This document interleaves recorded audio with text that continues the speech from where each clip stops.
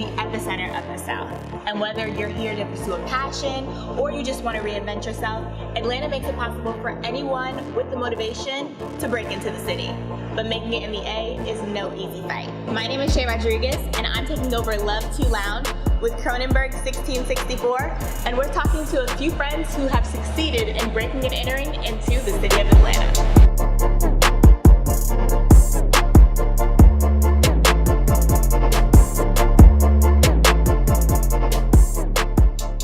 Me. I'm a DJ now. Yeah, I heard. Now that I'm DJing, I'm understanding that I have to be a part of the culture. So I'm listening and paying attention to Flex and Who Kid and Clue and Greg Street, Holiday, Drama, all of them. The OGs. Yeah, so and luckily they all like me, so I can call them and ask them questions and they answer the phone for me. So how people important don't answer the phone. People don't answer the phone. How important is that likability factor? It's everything because, you know, my failing percentage will drop. The chance for me to win is a lot higher because I have a drummer that says, "Yo, you can make 6 figures doing this." I'm like, "For real? Oh, okay." But you have to build it up. Okay. A lot of people don't want to do that because it's a lot of hard work. Like a lot of people don't even know I dropped 16 projects this year. Woo. But it was all on my live mixtapes. But during the process, I'm learning how to drop a project, how to promote the project. And then I'm starting to accrue fans too. So now I'm starting to get comments under that particular website that I'm dropping. Because they're saying, "Oh, damn, Ferrari's consistent." Yeah. Because a lot of people, you'll start and then don't finish. You'll start and then it doesn't get any traction. And then a lot of people quit. I never quit. No quitting over here. I like to fail, so it'll set me up to win every time.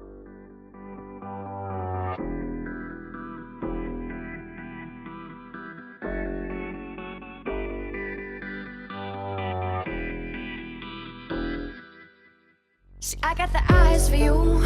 I go and die for you.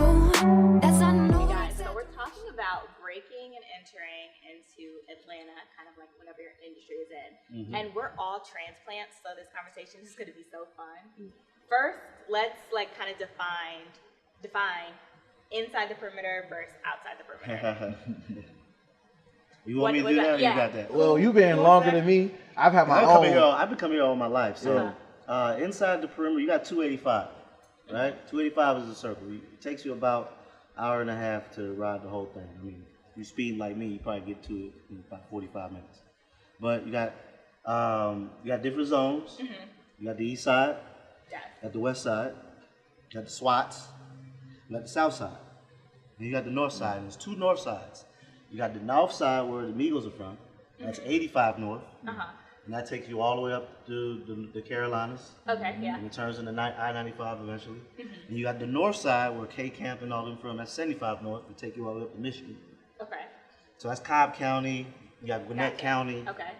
So as soon as you leave the 285, you start hitting Gwinnett. You on the north side. Okay. So what's it like Atlanta? Like that's you got downtown, midtown. Small, right? Yeah, downtown, midtown, Buckhead. Yeah. I feel like Atlanta itself is small. Yeah. You know what I mean? It's like you know when you in Atlanta. Bankhead's over there though. But you got like Bankhead. You got like little areas, 4th Ward, that's kind of in the city. Yeah. You know what I'm saying? So you got areas in the city that, you know, you mess around. Don't confuse Bankhead and Buckhead. They both start with B. They ain't the same. You know what I'm saying? You'll figure that out real quick. Yeah. I think it was very frustrating for me when I first moved here and didn't live in Atlanta. I used to commute to Atlanta every day. And I was like, yo, I need to just be in Atlanta. Then when I moved to Atlanta and live in Midtown, I was like, y'all should have been made this move because I was doing all my business in Atlanta. Midtown's you know nice what I too. mean? And so being in Atlanta has its privileges. However, if you own a business and you're not exactly in Atlanta, I know a lot of people who own businesses outside and they're still thriving and doing big. So do you have to live inside the perimeter to be successful, you think? No. You don't have to. I mean, I don't live inside the perimeter. I live right on top of it, though. I'm right in the perimeter area, Dunwoody. I mean, I hop right on 400 and I'm in the city. I can get to the city in 16 minutes without traffic. With traffic, it'll take me an hour, though. You know, so I got to make sure sometimes I have to leave 2 hours early, depending on what time it is. Oh, yeah. I mean, it's like, man, I'm telling you, I do think being in the city has its advantages because it's so many events I go to. I go to 6, 7, 8 events in one day. And for me to be able to go here and then hop here it's very, relevant and convenient. When I used to live outside, I was like, I gotta miss that one, because I just can't get there because of traffic.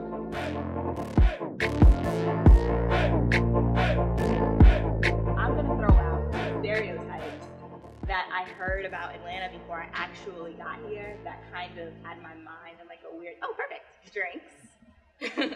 Because these stereotypes are kind of weird, but I want you guys to tell me your experience with those stereotypes when you first got here to Atlanta. I know a big one for Atlanta is like business meetings in the strip club. I've learned that the after hour is the real party in Atlanta. You just gotta find it. And 9 times out of 10, a meeting is gonna be in a strip club, and the food is gonna be the best food you've ever tasted. Yeah. From the strip club.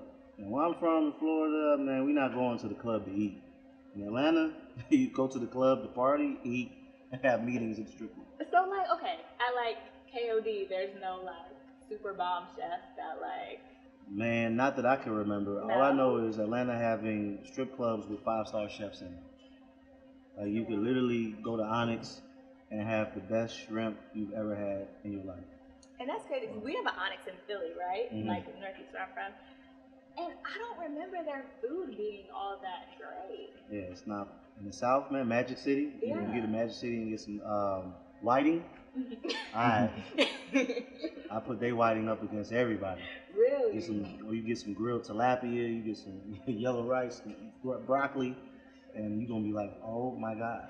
His meal is like so healthy. Like for real, I'm over here taking side notes. No, Like, you're gonna be in the club eating it, and it's gonna look so delicious, and it's gonna taste so good. Yeah. And you're gonna be like, man, and you're gonna order it right there, and he's a 5-star chef, man. yeah. That was smart Sweat. though. To put the chefs in the actual, strip clubs, just was genius. When I came down here, for me, it was the studios and the strip clubs. That's where a lot of the meetings were happening at. And I'm like, yo, we literally brokering deals in the studio, like literally, and in the strip club as well. And what I realized is that, because I represent a lot of corporate, side of the music industry too, they not going to the strip club. They not going to the studio. So when they can partner with a brand or with an affiliate who can go out in the community and broker those deals for them, they love it. Because they want to be in hip hop, they want to leverage hip hop, but they're not going to strip clubs to have a meeting. So I think that I love the culture of Atlanta and how you can just be you. Yeah. I was so used to suits, where I was from, here, like they was like, yo, when you come around, put on the sweats, like it's the culture, you know what I mean? You Nike just tech suit, Nike, Nike tech Adidas, suit, man. you know what I'm saying? That's basically what it is. So I was like, okay, yeah, I love it.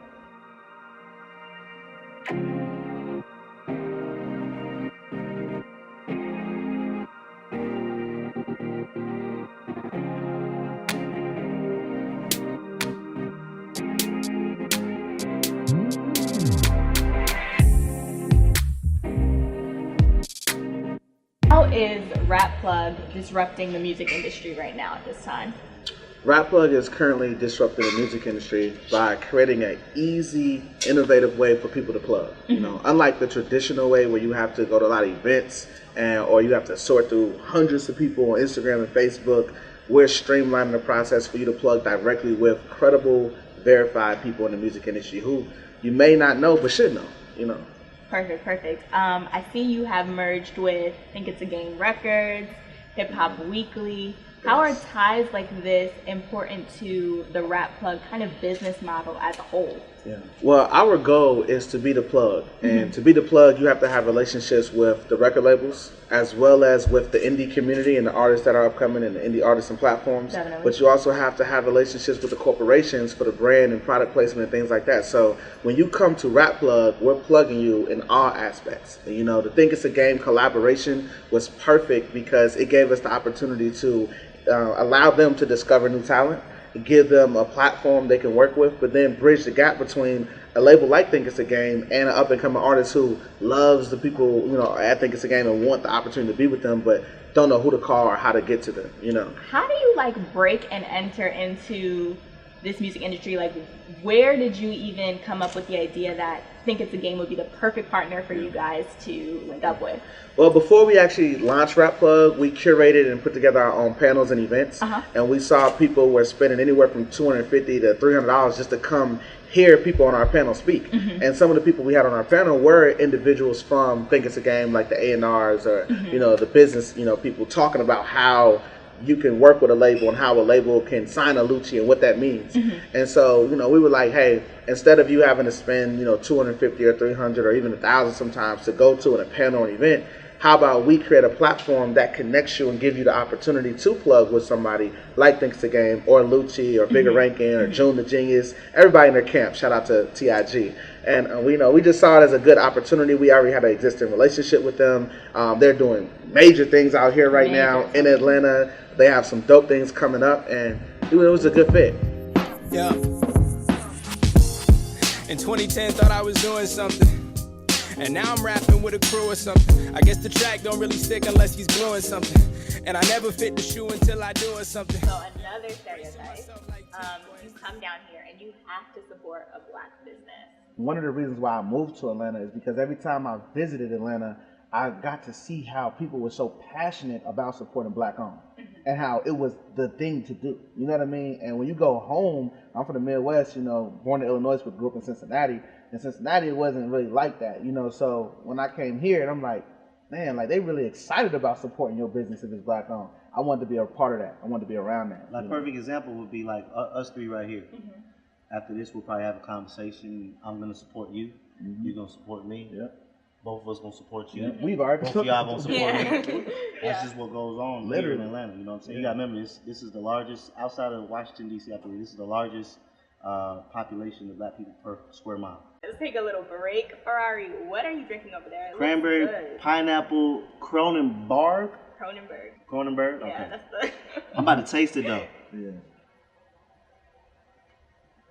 Not bad. So this is a beer. Okay. Yeah. Ferrari doesn't drink. So I don't really drink. Yeah, me neither. I don't really drink. I like. I got some partners that drink that right now. Oh yeah. Quick. 20 seconds. But it's Gone. good? You like Yeah, it was good. Okay. It was good. You being a black tech founder, what made you kind of stay here in Atlanta and not go to Silicon Valley? Shout out to Silicon Valley, man. I love Silicon Valley. I know I look, you know, hip hop today, but I'm really a nerd at heart. And you know, I spent a lot of time in Silicon Valley just learning tech and learning the ecosystem and learning how to maneuver the ecosystem of technology. And you know, one of the reasons why I decided to make sure my company was founded out of Atlanta and moved to Atlanta is because I realized that Atlanta is starting to slowly become the black tech hub. They're trying to make it more of a tech ecosystem, for one. For two, a lot of the products that were developed and put together, software, companies, they were trying to figure out how to get to this consumer, this demographic, that reach these, us, the culture, right? So even though the products might have been manufactured in Silicon Valley, a lot of them are spending the marketing dollars trying to reach the culture that we have here.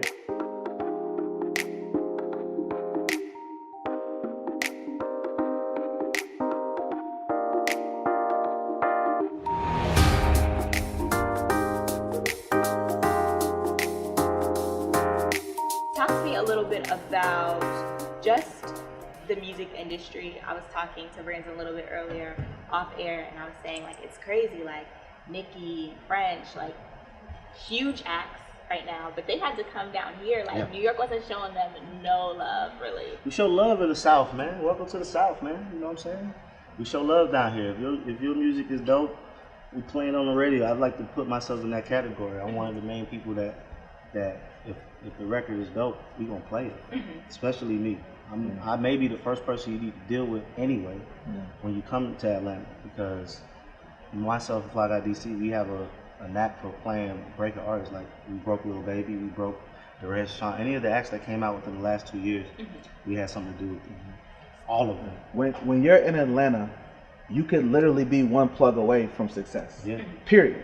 Yeah. And that's why I call it a rap plug, because you can be one contract, one conversation, one Instagram post, one event away from that person who likes you or wants to buy into you, who can turn the lights on. And I think that when you're somebody like Nicki or different people, they know that they probably built their career here off of the relationships that in the plugs. In New York, and I spent a lot of time in New York, it's more like people are trying to make sure they're not getting screwed. They testing you. They're not gonna just trust you. They're not just gonna buy in. It's like a wall up.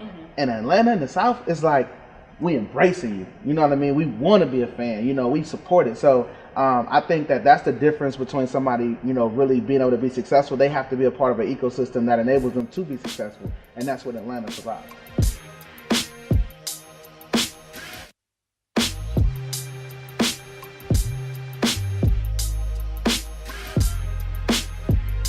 does someone do when they come down to Atlanta? You said the first thing they need to do is find you, or find Fly Guy DC. That's what they as need. far as That's what they should do. Yeah. breaking into the music industry. I mean, you gotta research the culture. I mean, you can't just come down here cold turkey and try to figure it out. Like, I think you really gotta start. You gotta come up with a plan.